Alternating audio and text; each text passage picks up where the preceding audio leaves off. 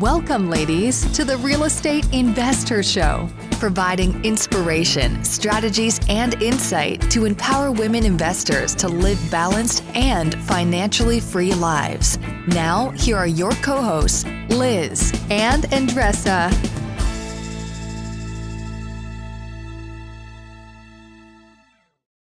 On today's episode, ladies, we have Chat Sarmiento-Steinwald. She is a multifamily investor out of Los Angeles, California. She's been both a limited partner and a general partner and has ownership in over 1,000 units. And she's done it in a very short amount of time. So what we get into with her story, which I really think you'll get a lot from, is that she basically was talking about how she transitioned from a limited partner in apartment syndications to a general partner. And how she did that, bottom line, because I think that's a goal of a lot of people's. And we really get into how she did it and how that can give you ideas on how you can do it. And her story is very inspiring. As a widow, she really had to figure out a lot of things on her own. And one thing that she always talks about on this episode, it's besides the deal, how can you evaluate the team? What questions you should ask them? And how can you match what you bring to the table to what the team is? So if you're looking to do syndication deals or get into apartment complexes, this is a great episode for you. Investors, we are so excited to announce that we have partnered with the Best Ever Conference this year to offer discounted tickets to our wonderful investor community. This conference is happening February 18th to the 21st. And if you are looking to invest in multifamily, this conference is for you. Exclusive this year, when you sign up, you'll be placed into a mini mastermind group and be able to attend sessions leading up to the conference. And we are so honored and excited because myself, Ashley Wilson, we're actually speaking at this year's conference. So stay tuned on what we'll be actually talking about. As the conference gets closer and closer, the ticket price goes up and up. And we've been able to lock in, as a partner of the Best Ever Conference, we've been able to lock in a very special price for our community members at $547. And for our store members, we have an extra 20% off. And for Strive members, we have an extra 35% off. So go to therealestateinvestor.com, click on the link, the Best Ever Conference link, and reserve your spot today. Can't wait to see you there. Welcome back, ladies. This is Liz. And this is Andressa. Welcome back to the Real Estate Investor Show. We are excited to have Chat on our show. Chat, thank you so much for being on with us this week. Excited to get into your story. So welcome.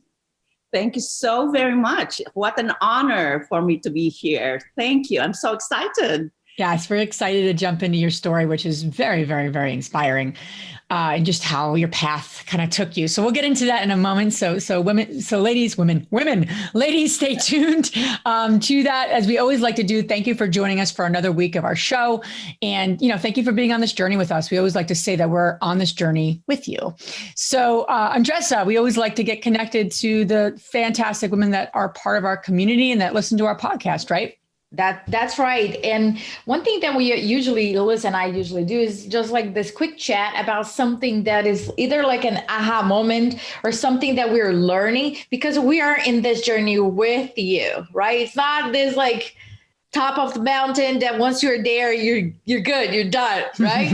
We all learn in a daily basis and we make mistakes and we learn about it. So our intention here is really to share what's going on with us in terms of lessons and things that we want to inspire you, or really like share that we are people like you.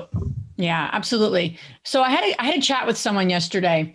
And she's in our membership. And for those who don't know, we launched a membership to really, just take things deeper with women and help them in various ways. So point of me sharing this with you is that I was chatting with her a little bit about one of the tools that they get is a personality assessment results. And we were talking, and I know I feel like I tell you everything on Jess. I'm like, I didn't tell Andressa this. And I feel like, did I tell her? It's like I always feel like I repeat myself to people. I'm like, did I tell you this? But anyway, all of you listening have not heard this. So that's good. So anyway, we're talking about it. And she was taking a lot of not exception, but she was very, the results didn't speak to her. She's like, this doesn't sound like me. And I looked at her results and, I'm so curious about this. And because I really love it, this tool. Bottom line is that, not to get too techie into this tool, but how we behave on a daily basis is not always what comes natural to us. And I'll just say that sometimes we're putting on a hat, if you will, or a coat, just because of the role we're in or the life cycle we're in, whether it's a position at work or who we are personally. It doesn't necessarily mean these are behaviors that come natural to us, like under pressure, natural. And that was what was going on a little bit with this particular woman. And we talked about the differences of who we want to be versus who we are. And it was fascinating. And I wanted to share this with the women listening, because I think a lot of women struggle with wanting to be something that they're not, because society says we should be a go-getter and a risk taker. And I got to tell you, you don't have to be a risk taker who's like this intense person to be successful in investing. You could be easygoing. You could be very introverted. You could be very cautious. And you have strengths within yourself. So I just want to mention that, because I think, again, philosophically, right? We want to be something, yet if we just spent the energy of really optimizing who we are and really owning who we are, and just put aside any other way we need to be and really surround ourselves with just different people, I think we'd be living a more peaceful life. I continually learn that. And I taught this, I was in this business for a long time. So I just wanted to put that as a reminder for the women listening, owning who you are, appreciating who you are, and then knowing where the gaps are in terms of what you're trying to achieve, and surrounding yourself with people who can help you fill in those gaps. You don't need to fill in all those gaps. So I just wanted to mention that. I love that. And one thing that I want to mention about our membership, because many of you that are listening to our podcast, maybe for the first time, might be think, okay, you guys are in real estate and you're talking about like a personality test. Like, what the hell, right? How can I connect the dots? What is like one thing has to do with another? And this is what I believe this is one of the things that differentiate our membership from others, because we're not going to be fluffing around and just teaching people real estate strategies and how to buy, rehab, sell, refinance, or whatever that situation might be. We're taking one step further. We need, as women, to finally come to a group of people that we understand each other, we respect each other, we don't put pressure to be a certain way, shape, or form. And more important, I believe, with this tool is just bringing awareness, right? Very like high level awareness. And sometimes this might be the first time that you're reading that and it's like, wait a minute. So there will be resistance, which is totally fine. There's nothing wrong with that. But as we communicate among ourselves in our memberships, it's very important for example, for me, if I am talking to somebody, to understand what is your personality test, because then I can understand how is this person thinking and how will she absorb what I'm telling her, because that's just a tool, and it's important, a very important tool to have on our toolbox. Absolutely. Very cool. So without further ado, Chat, let's get into you and all the wonderfulness that you're going to bring here to these wonderful women that are part of our community and listening. So we always like to kick things off. What propelled you to get involved in real estate investing? I actually, that's a great question. And I'm always asked this question in interviews. I became a real estate investor by accident and out of need, out of necessity, actually. I think everyone knows my story. I lost my husband in a sudden manner. And my husband was a finance guy. So he took care of all our finances, just like a normal, husband and wife dynamic. And so I never had to worry about it. And so all of a sudden I woke up and then here I am. I had to deal with my financial matters and legal matters and everything. So while I did with him, but I was not really the sole, a person that would worry about that. So therefore, I had to do something. I had to look for something that will keep my financial health, so to speak. I did have a little business. I owned a spa in the neighborhood where I lived, and that was great. But because of the things that I had to go through, I lost my drive. I think because part of grieving and all that stuff. So needless to say, I let go of that. My passion was not there anymore. Then all of a sudden I ran into this, believe it or not, through watching the infomercials at 2:00 in the morning. I had insomnia, obviously because of what I was going through. And I saw this, TV show of flipping homes. But needless to say, 3 days later, I'm already signed up. But I signed up in the wrong team. And so fast forward, I lost money in that one. But I did not give up. I knew that my future lies in real estate investing. So because of that, I discovered podcasts. I never knew about podcasts before. So because I attended this seminar, that led me to talk to other seminar attendees. And, I learned about the real estate books and the podcasts. And so therefore, while I was driving, this is Los Angeles, and I live in Los Angeles, and it's so traffic. So before I drive, I would scroll onto, podcasts. And I found this podcast because I didn't know, no one recommended to me anything. It's like, it says lifetime cash flow from real estate. And so I clicked that, and it was Rod Cleef. And he said, in 3 days, I will be in Los Angeles.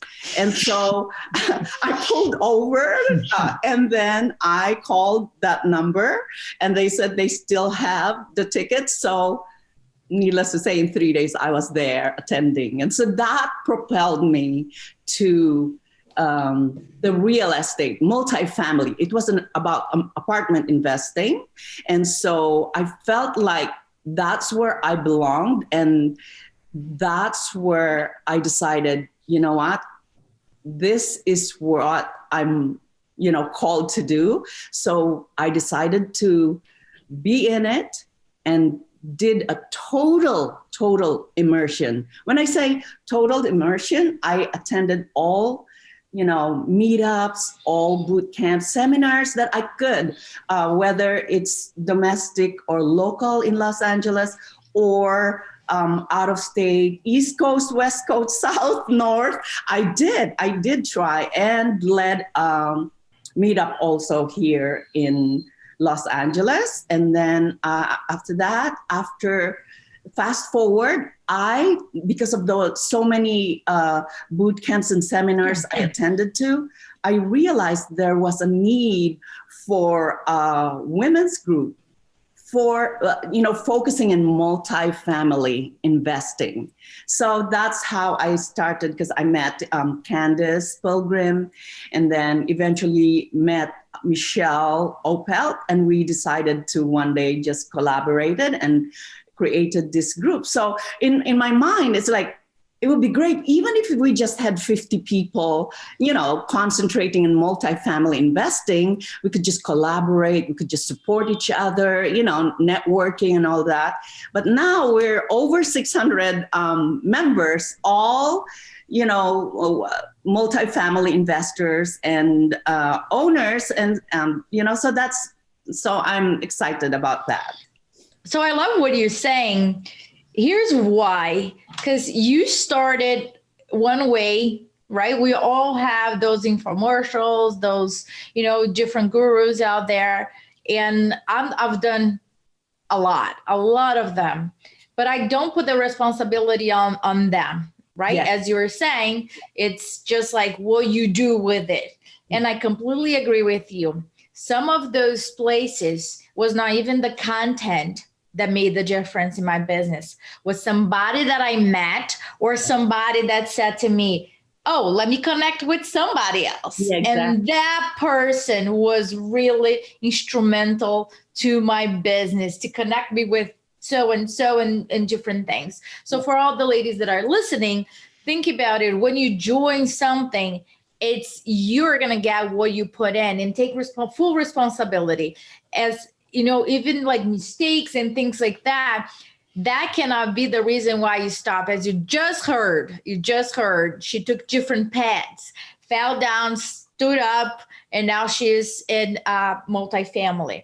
So, and she's not doing it on her own. You heard that there's a group involved. And I do believe, like highly believe that when you have those people surrounding you, you're more confident in moving forward because you have a board member that has your back. So talking about fast forwarding your multifamily deal, can you talk about the first one? When you closed the first one, where did you find it? How did you guys finance it? Can you share more about that?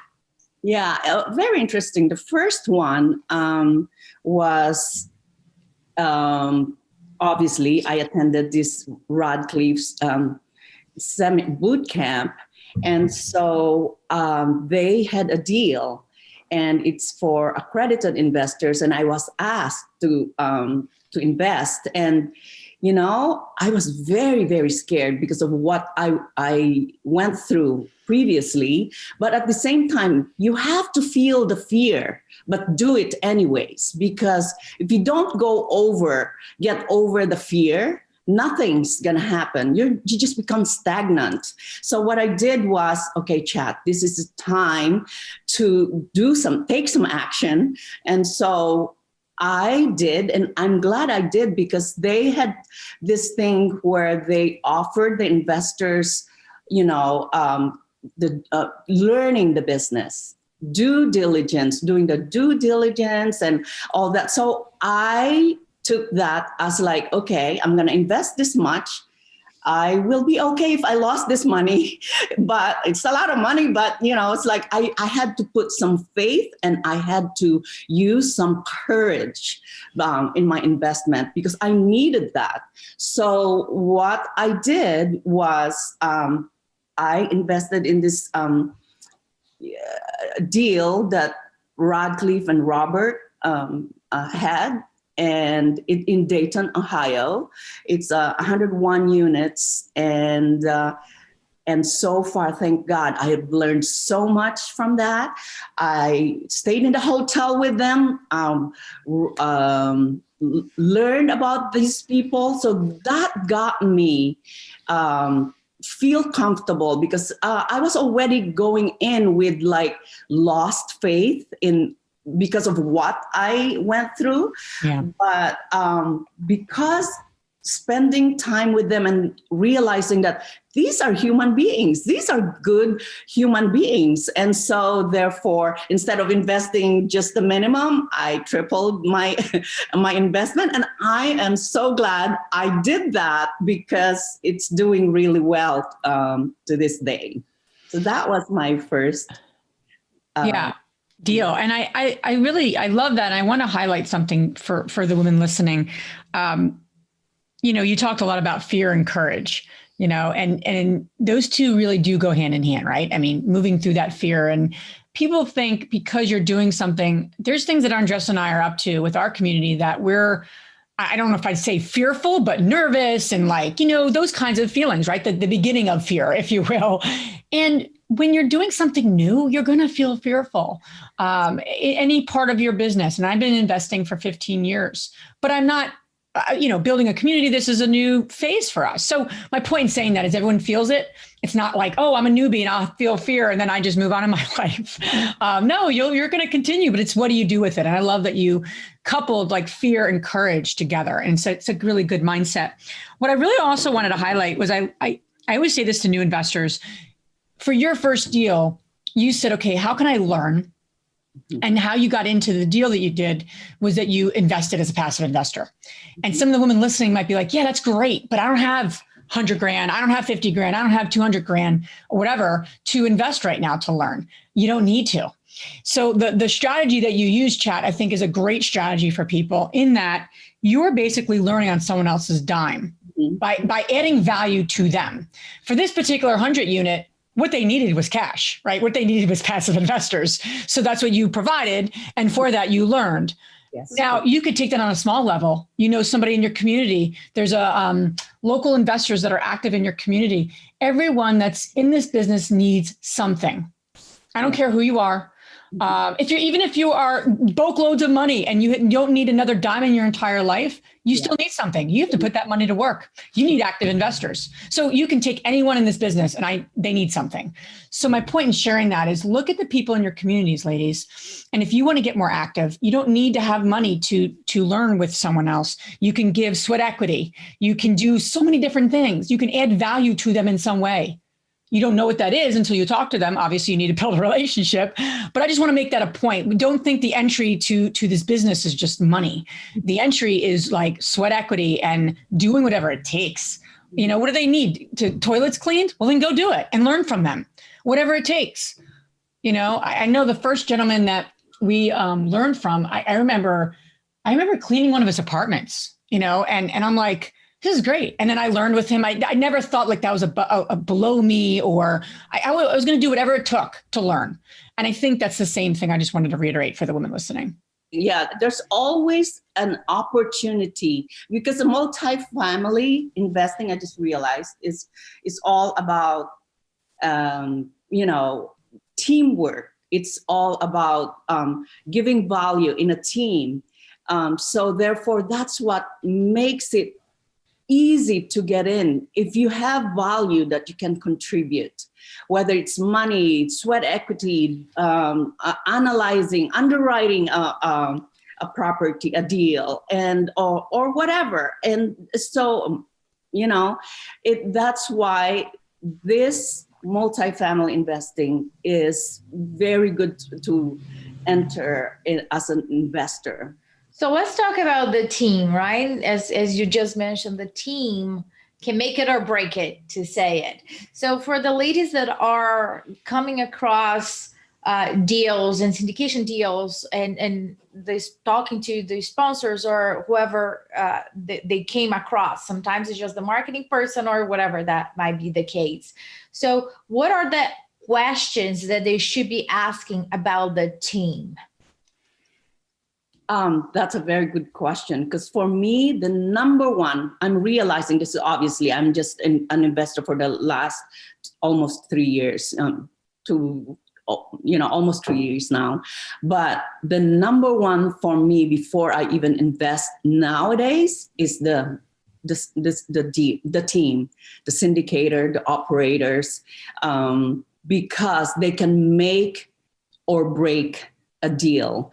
It's one thing to close a deal, but it's another thing to be able to execute the business plans that the syndicators and operators are gonna be doing with their business plans. So therefore, to me, that's number one. And then analyzing yourself, learn how to analyze and underwrite the deal yourself.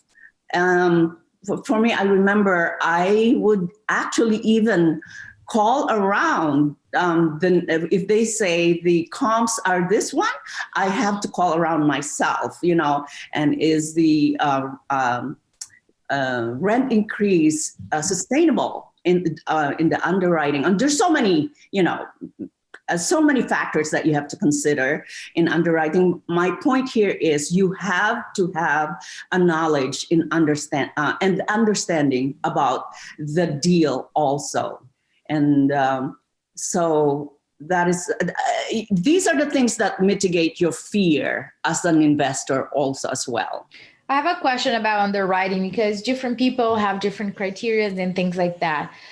What sources would you recommend for folks that are looking to learn how to underwrite? Where can they learn about it? Because I agree with you.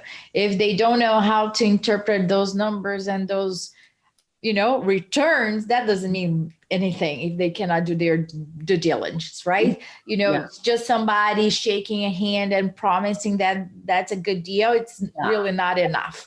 As women, we really need to be good at math, right? We'd have to. There's no deal about, oh, I'm sorry, I'm not good at math, or that myth about us not understanding numbers is just down the drain. So really not just doing the math, but really interpreting the numbers. What would you recommend as a source? So fortunately, I was an accountant before I became an entrepreneur, owned a spa, and then, so fortunately I have that background, but it's so easy because most of these analyzers, there's a lot of places that you can learn, going to seminars, there's so many places that you can learn. I started with Michael Blank's analyzer, and then moved into David Tupin's analyzer. A young guy, he's a superstar right now, that I learned from also. And so you just have to, as you go along, believe it or not, you learn every single day from everyone that you talk to, and whether it's a newbie or a seasoned investor, you learn something from them. And therefore, this analyzer is underwriting is very important. And again, as I said, there are so many places where you can learn from, seminars, meetups. Also, sometimes they voluntarily give that, and boot camps. And did that answer your question? Yeah, absolutely. And I think that nowadays, since we're in the, a pandemic, we can always look for meetups and online groups. That's where the people are hanging, right? And we can make those connections and then start from there. It's just not a big deal. Just make that first step. Yeah. Absolutely. And your path is really fascinating, Chat, too, in that you were a limited partner where you were just passively investing, right, as you were learning. And then you moved on to the general partner side. And for the women listening, that could be very much a goal of a lot of people. So in other words, they want to get into large apartment building, projects. They want to start somewhere. And starting somewhere is not that starting somewhere. Some people just stay as a passive investor. It's like where we all want to be when we grow up. But regardless, some of the people that want to be active, right, want to become more on the general partner side. Mm-hmm. For us personally, we grew up in small multis and then evolved into larger multis. So we didn't take the passive. We didn't really have the money to passively invest with anyone. So we just kind of we're more of we grew in the business, if you will. But other people, and I love your approach, right? If you have the resources and you have that as a tool, use it, and then you can kind of segue into the GP side. So for you, how did you make that transition, and what did you need to bring to the table in order to be part of that general partner side? Because I think that is a goal of a lot of women. It's not always clear, right? Because obviously it varies from team to team, but in general, how did you make that transition, and how did you set yourself up for success? Thank you so much. That's a great question. Again, what I did was I knew, as I got along, and as I learned about the business, the scalability in multifamily is really amazing. And so I knew that I had something that I can leverage, because as we all get along, go along with this business and learn about the business, what your value is. I know I'm great in networking. I know that I'm great at connecting people. So therefore, and I know I'm just fortunate. I just happen to be fortunate to have the resources. So therefore, whenever there is a deal, because people learn right away, find out right away if you're an accredited investor or not. So ever since then, I would be getting deals, right? And so if I like the syndicators, I email them back and said, I'm interested. How can I be a GP? Immediately it would say, what is the value that you need? And if they know that they need my networking, investor relations, that's my forte, I think, and raising money And so therefore, that is the leverage that I use to get into a GP partnership, or now my goal is a JV or GP partnership. That's great. And you know, and in a lot of ways you said, I know my value. So in order to know your value, that's number one. But then number two, it's almost like knowing what all the seats on the bus are. So it's like, you know, it's almost like a directory, right? So, and I teach this a lot. And one of the presentations I've given is like, you know, what are the main roles, you know, and then where do you place yourself in that? Because sometimes it's hard, number one, to see what your value is, but also in the context of that team or any like general team, because really, if you're running that type of project, there's not that many different roles. Like, it's not gonna be like, wow, this team does this and this team does that. It's not like it's apples and oranges. I mean, it might be a little different, but who's doing what, but all the things like, you know, somebody asset managing the building is necessary. Doesn't matter what part of what team you're part of, right? Or somebody underwriting the deal. Doesn't matter which team you're part of. That's an important aspect. Yeah. So I love that. But you know, that's the thing, ladies, you want to get clear on is, you know, what are those seats on that bus? If you want to be part of that team, you need to know what the seats are and you need to know your place on that bus. For sure. I just want to highlight this because if there's something that Liz is good at, is like team building. If Liz is good at something, one of the things that she's amazing at, no, she is just like unbelievable and in a lot of ways, shapes, and forms. But one thing that she's really good at, and I remember her talking to me one time that I had a partnership, and she straight up asked, "Why are you partnering with this person?" Yeah. And I was like, well, I believe she's bringing X, Y, and Z to the table. And she's like, how so? If that's the problem that, you know, you're facing right now. And I was like, wow.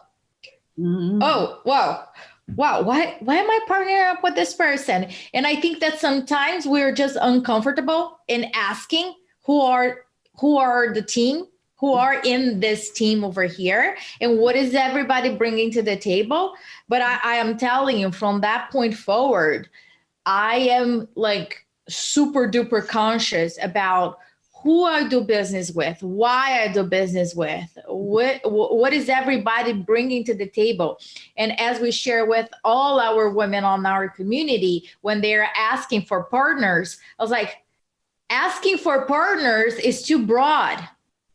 You might get a wrong partner. Yeah. Right? It's just asking, oh, if I give you a free house right now, would you accept it? Mm-hmm. It depends. Same thing with partners. You shouldn't be partnered with everybody. So Chad, from your perspective, you know, we are still, right, in a very like dominant field, right? And as a woman coming into syndication and apartment complexes, that's what you're focusing on right now. What are the challenges that you face as a woman, if any, and how you overcome them?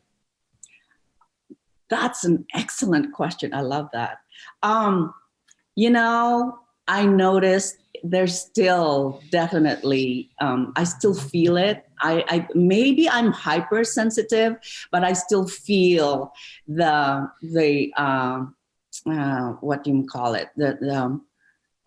Boys club? A boys club. And the inferiority that they treat you differently in a way, but that depends on each individual. Actually, some are super, super nice. Some are very like, okay, we're all level here, but some are the boys club, still in the old school, the boys club, and discovering it, partnering with different people now, with different syndicators. I just realized the big difference between how you are treated, you know? So therefore, the best thing that the best partnership, obviously, that I've partnered with is our investor lady, Ashley. Yes.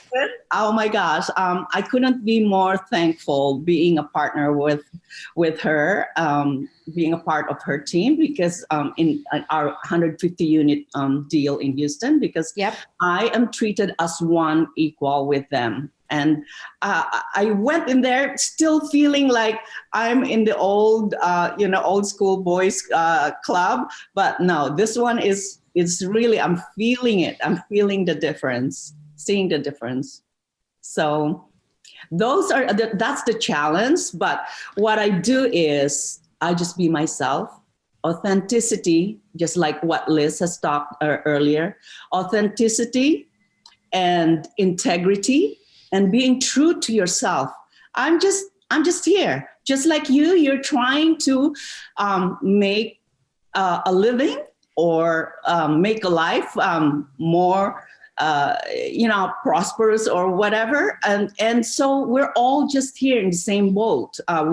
We all have the same goals. We all have, so that's also one thing. You asked me about how to vet the syndicator. I want to make sure that I have the same values. We have the same values, we have the same goals. What are our financial goals? What are our business plans? What's the term, hold term?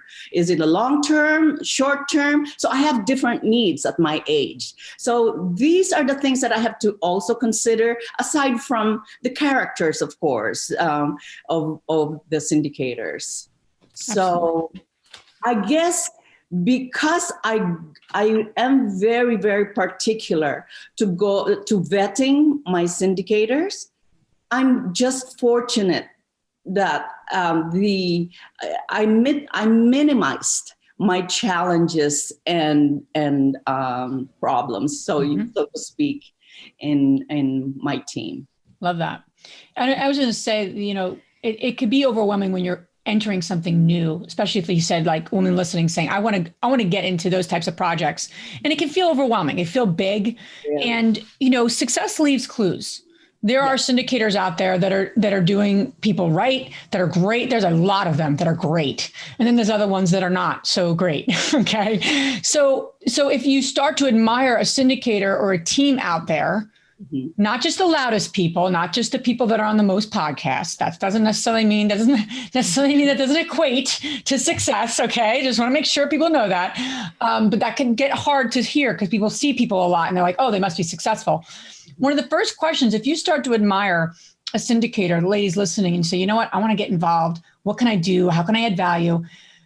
Start to follow them, obviously, but more importantly, really start to ask the questions of how they're set up. Who's their team?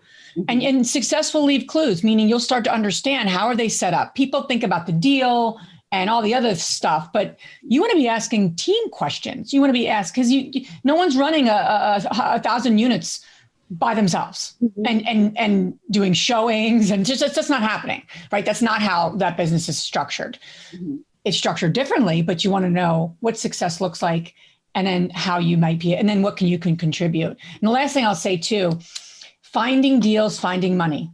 If you can add value on either of those two sides of the business, you will add value. I don't take any business person, any investor. They're not like, nope, I got plenty of deals. I got plenty of money. I'm good. If they're active in the business, now if they're passive, it's a little different. If they're active in the business, they need one or the other or both. Sure. Add value there, So I just want to mention that anyone can do that. Anyone can help investors find deals if they know where they're looking and obviously what their criteria is and all that sort of thing. Sure. So I just want to mention that you can always add value. It's just a matter of how you add value. So, but anyway, so with that, before getting into our 3 questions chat, you've been amazing. Where can the ladies listening learn more about you and learn more about all the great stuff you're up to? Oh, thank you. I'm very active in my social media, Facebook, Chat Sarmiento-Steinwald, and Instagram. Those are the quickest ways that they can reach me, to be honest with you. My website is something happened, so it's under construction right now. So So yeah, so those are the two, and chat at you no, because it's still under construction. Chase investments at gmail.com. That's my email for right now. That will change, but yeah, my social media is the quickest one. Great. We're just going to make sure we add this information on our show notes. And now we're going to transition to our fabulous 3 questions. And the first one, Chad, is what's the most powerful book you have ever read? Oh, wow. Yeah, I read in the very first one that I have read, obviously, was which everyone probably read, is the Rich Dad, Poor Dad. Mm-hmm. even before I got into real estate investing. And now my most favorite book right now that I keep going back to because of what I value and because of the inspiration that they give me. And I'm not just saying this because of you ladies. It's the that book at the back of Liz's. The only woman in the room. Very powerful. Thank you. I think that this is the first time that our book was mentioned. Yeah. So thank you. We'll send you a check in the mail after the interview. No, seriously, because it's very inspiring. The stories that you guys had to, it's just overall good. It's not just for a woman. I keep telling other men investors that this is not just for a woman, but you know. It is. All right. So the second question is, what's the most powerful routine that you do to create a financially free and balanced life? I love my morning routines. I wake up, I do my morning meditation. I do my dance. I love to dance. Oh, me too. There we go. So I do my cardio. I get a YouTube. I signed up for an online dance website. So I do that. So that just gives me a lively spirit in the morning. And so, and then after that, I shower, get ready, and pretend like I'm going to work, and then go on with my, our daily investors' lives, phone calls, Zoom calls, and everything else. That's awesome. The last question, Chet, is which woman, famous or not, has inspired you the most? Oh, I really think she's not famous, and I probably will be biased or anything. It's truly my mother. People called her Mother Teresa. She was the one that instilled value to me, and the very courageous woman, and very giving. They called her Mother Teresa in our little neighborhood. So she definitely gave me the life that the value that I have right now. Wonderful. Awesome. It's so neat to hear what they answer and then why they answer it. So it's a special question. Chad, thank you so much for being on our show. Thank you for sharing your story with the women listening. Keep up all the amazing work you're doing. Thank you so very much for having me. What an honor. Thank you, Liz and Andrea. No problem. It was a pleasure. If you enjoyed this podcast and want to receive updates on our next interviews, go to our website, therealestateinvestor.com. There, you can subscribe to our show, become part of our investor community, and get updates on upcoming episodes. If you like our show, please share with other women who would benefit. And don't forget to leave us a rating on iTunes. We'd really appreciate it. And as always, we encourage you to take one action as a result of today's show and put it into motion so you can live both a financially free and balanced life. Thanks for spending time with us. Ciao.